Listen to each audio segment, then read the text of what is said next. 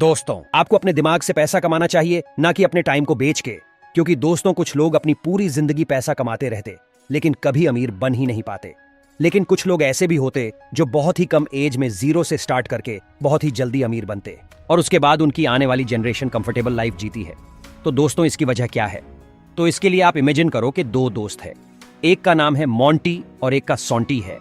Monty एक company में job करता है जिसमें उसकी सैलरी 50,000 मंथली है, लेकिन उसके ईएमआई और एक्सपेंस को माइनस करके उसके पास कुछ खास सेविंग बचती नहीं है।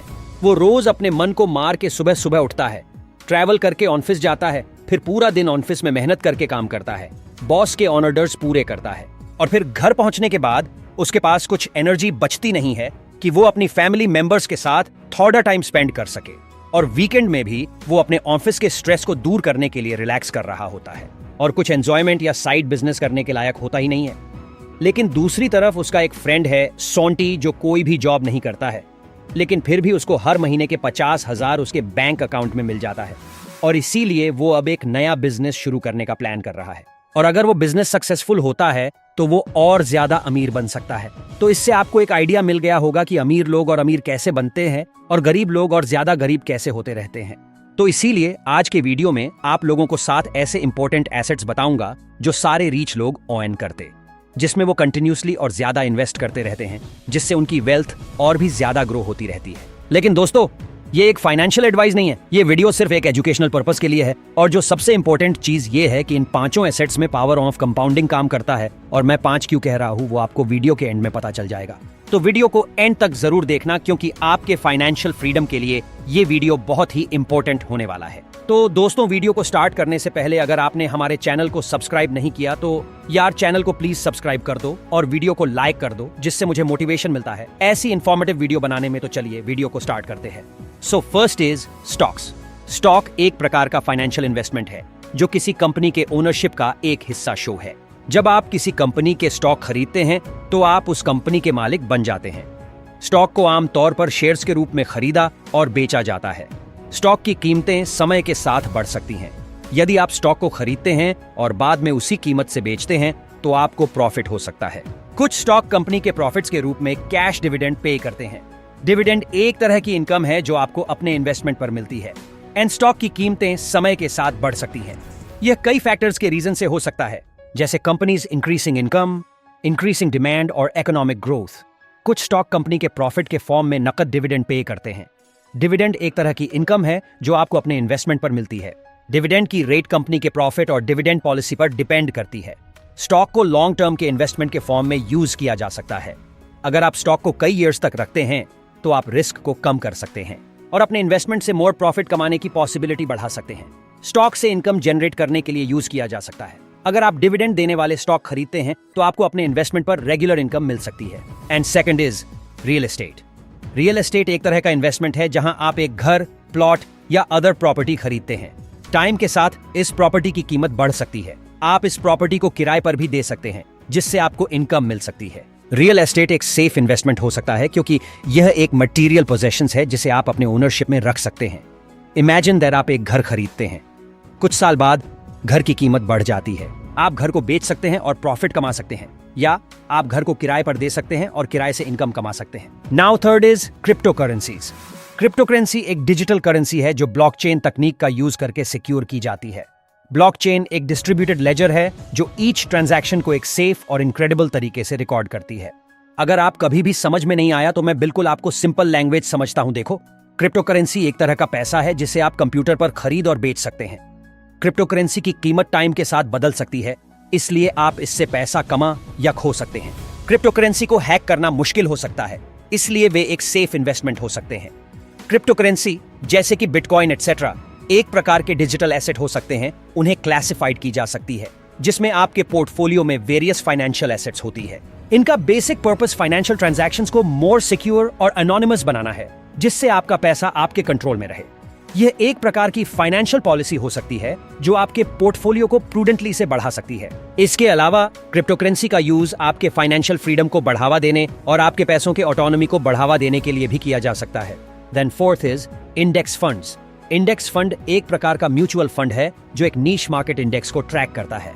एग्जाम्पल के लिए S&P 500 इंडेक्स फंड 500 सबसे बड़ी अमेरिकी कंपनियों के शेयर्स को ट्रैक करता है।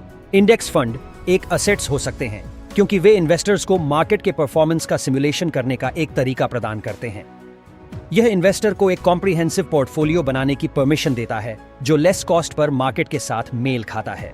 इंडेक्स फंड से असेट्स बनाने के कुछ एग्जाम्पल बताता हूं। एक यंग इन्वेस्टर्स एक S&P 500 इंडेक्स फंड में इन्वेस्ट कर सकता है ताकि वह लॉन्ग टर्म में कैपिटल क्रिएट कर सके, और एक रिटायरमेंट इन्वेस्टर एक फिक्स्ड इनकम इंडेक्स फंड में इन्वेस्ट कर सकता है ताकि वह रेगुलर इनकम जनरेट कर सके।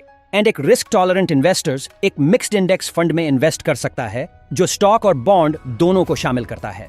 Last fifth is bonds. Bonds financial assets के एक प्रकार होते हैं जो आप खरीद सकते हैं और इन्हें इन्वेस्टमेंट के रूप में देख सकते हैं। यह एक डिबेंचर की तरह काम करते हैं जिसमें आप जमा करे हुए पैसे वापस रिसीव करते हैं, जिसके बाद एक फिक्स्ड पीरियड तक अगर आप फाइनेंशियल इंस्टीट्यूशन को आपके पैसों का यूज करने की परमिशन देते हैं, आप ये डिबेंचर वेरियस गवर्नमेंट और नॉन गवर्नमेंटल ऑर्गेनाइजेशंस से खरीद सकते हैं जिन्हें आपके थ्रू टाइटल होने वाली रकम के लिए एक सिग्नेचर रेस्ट्रिक्शंस देते हैं। एग्जाम्पल के लिए, आपने सरकारी डिबेंचर खरीदी है जिसकी पॉलिसी 10 इयर्स है और 5% इंटरेस्ट देती है। आपने 1 लाख रुपए की इन्वेस्टमेंट किया है। आप 10 साल तक 5,000 रुपए के इंटरेस्ट रिसीव करते हैं। यह आपको आपके ओरिजिनल इन्वेस्टमेंट के साथ एबिलिटी देने के रूप में 1,50,000 रुपए का स्पिन देता है। बॉन्ड्स एक जनरल मेथड से literate institutions, governments and financial institutions के लिए रेज कैपिटल का एक सिंपल वे होता है, लेकिन यह लिटरेट को आपके पैसे का यूज करने की परमिशन देने के फॉर्म में काम करते हैं, और यह एक अट्रैक्टिव इन्वेस्टमेंट ऑप्शन हो सकता है जो एक अच्छी इनकम रिसीव करने के लिए असिस्टेंट होता है।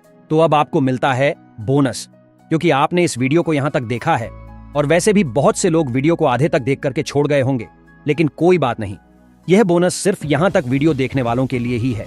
तो आप अभी तक रुके हुए हैं तो यह बोनस आपको ही मिलेगा। First, intellectual property. Intellectual property एक पर्सन और ऑर्गेनाइजेशन के मेंटल एंड फिजिकल हेरिटेज को लिस्टेड करती है, जिसमें art, literature, scientific wonders, innovations और बहुत कुछ शामिल होता है। यह हेरिटेज ऑफ्टन कल्चरल और हिस्टोरिकल वैल्यू के साथ आता है, जिसे कंजर्वेशन एंड रिजेनरेशन की रिक्वायर्ड होती है।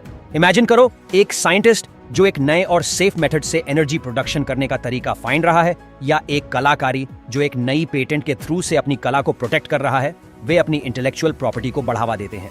इससे new unique ideas and innovations generate हो सकते हैं, और यह स्पेशली इंफॉर्मेशन वेल्थ और फील्ड ऑफ कंजर्वेशन में इंपॉर्टेंट होती है।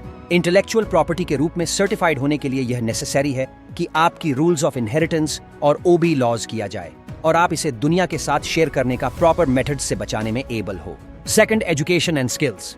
एजुकेशन एंड स्किल्स एक तरह से प्रॉपर्टी हो सकते हैं जो लोगों को अपने गोल्स को रिसीव करने और लाइफ में सक्सेस होने में मदद कर सकते हैं। एजुकेशन एंड स्किल्स लोगों को गेट जॉब पाने, अर्न अ हायर इनकम और अपने लाइफ में ज्यादा कंट्रोल रखने में मदद कर सकते हैं। एजुकेशन एंड स्किल्स असेट्स बन सकते हैं क्योंकि वे लोगों को फॉलोइंग मेथड से वैल्यू प्रोवाइड कर सकते हैं। पहला, ability to generate income. Education and skills से लोगों को बेहतर नौकरी पाने और हाई इनकम कमाने में मदद मिल सकती है।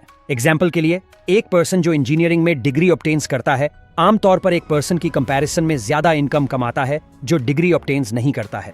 दूसरा, ability to open up opportunities. Education and skills लोगों को नए अपॉर्चुनिटी तक पहुंचने में मदद कर सकते हैं। एग्जाम्पल के लिए, एक पर्सन जो दूसरी लैंग्वेज सीखता है उसे फॉरेन में नौकरी पाने या इंटरनेशनल ट्रेड में काम करने की अपॉर्चुनिटी मिल सकता है। तीसरा, ability to improve quality of life. Education and skills लोगों को अपने लाइफ की क्वालिटी में सुधार करने में मदद कर सकते हैं। एग्जाम्पल के लिए, एक पर्सन जो राइटिंग स्किल्स सीखता है वह अपने थॉट्स को ज्यादा इफेक्टिवली से एक्सप्रेस करने में एबल हो सकता है। Third, peer to peer lending. P2P lending एक प्रकार का लोन है जिसमें पर्सन पर्सनली से एक दूसरे को लोन देते हैं। यह ट्रेडिशनल बैंकों या अदर फाइनेंशियल इंस्टीट्यूशंस के थ्रू से लोन लेने के बजाय किया जाता है। P2P लेंडिंग इन्वेस्टर के लिए एक तरह से असेट्स बन सकता है। इन्वेस्टर P2P लेंडिंग प्लेटफॉर्म पर लेंडर के रूप में पैसे जमा कर सकते हैं। लेंडर्स को लेंडर्स से इंटरेस्ट मिलता है जो एक तरह से इनकम जनरेट करने का एक तरीका है। हालांकि P2P लेंडिंग में कुछ रिस्क भी शामिल है, जिनमें लेंडर्स की डिफॉल्ट और मार्केट में उतार चढ़ाव शामिल है। फॉर एग्जाम्पल, इमेजिन दैट आप एक इन्वेस्टर हैं। आप एक P2P लेंडिंग प्लेटफॉर्म पर एक लेंडर के रूप में 1,000 रुपए जमा करते हैं। लेंडर एक पर्सन है जो एक कार खरीदने के लिए पैसा जुटा रहा है। लोन की शर्तें हैं कि लेंडर को 5% इंटरेस्ट रेट पर 12 महीने के लिए 1,100 रुपए वापस करने होंगे। इस मामले में आपका इन्वेस्टर 12 महीने के बाद 1,100 रुपए हो जाएगा, जिसमें आपने 100 रुपए का इंटरेस्ट अर्न किया है। यह आपके लिए एक तरह से इनकम जनरेट करने का एक तरीका है। हालांकि यह ध्यान रखना इंपॉर्टेंट है कि P2P लेंडिंग में कुछ रिस्क भी शामिल हैं। लेंडर अपने लोन को चुकाने में फेल्ड हो सकता है, जिससे आपको नुकसान हो सकता है। इसके अलावा P2P लेंडिंग मार्केट अनस्टेबल हो सकता है, जिसका मीनिंग है कि आपके इन्वेस्टमेंट की वैल्यू में उतार चढ़ाव हो सकता है। दोस्तों, अब इस तरह आप असेट्स तो क्रिएट कर ही लोगे, लेकिन आपको अपनी पैसिव इनकम क्रिएट करना भी बहुत जरूरी है, जिससे कि आप सोते सोते पैसा कमा सके। तो आपके स्क्रीन के सामने जो वीडियो आ रही है, इस वीडियो पर क्लिक करो, क्योंकि मैंने इस वीडियो में 7 पैसिव इनकम आइडियाज बताए हैं, जो आपको फाइनेंशियली फ्री करने के लिए बहुत ज्यादा इंपॉर्टेंट है। तो इस वीडियो पर क्लिक करो, मैं आपको वहीं मिलता हूं।